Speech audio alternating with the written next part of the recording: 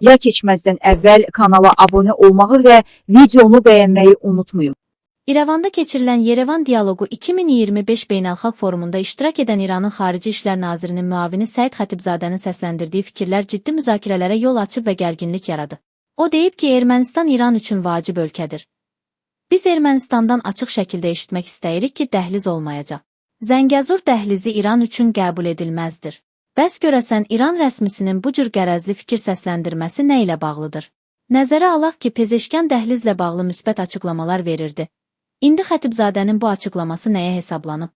Mövzunu konkret azapolitoloq Əhəd Məmmədli şərh edib. Heç Pezeşkan da dəhlizlə bağlı müsbət açıqlamalar verməyib.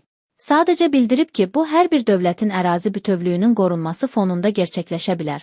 Biz isə Ermənistanın nəzarəti altında heç bir dəhliz istəmirik. Ümumiyyətlə, Azərbaycan buna heç vaxt razı olmayacaq.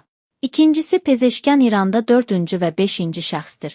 İranda Sepah rəhbəri və ya Xarici İşlər Naziri Pezeşkandan daha üstün şəxs sayılır. Bugün İran Ermənistandan da sərt formada Zəngəzur dəhlizinə qarşı çıxır. Hələ üstəlik İrəvanı da buna razılaşmaması üçün təhdid edir. Ona görə də Pezeşkan heç nəyi həll etmir və ona istədiyini etməyə imkan verməyəcəklər. Bu səbəbdən də İranın mövqeyi əvvəlki kimi qalır. Şeir deməklə İranın xarici siyasəti dəyişməyəcək. Biz isə məsələyə soyuqqanlı yanaşmalıyıq. İranı Fars dərin dövləti idarə etdiyi müddətdə bu dəyişməz qalacaq. Xatibzadənin İrəvandakı çıxışı bunu bir daha sübuta yetirir.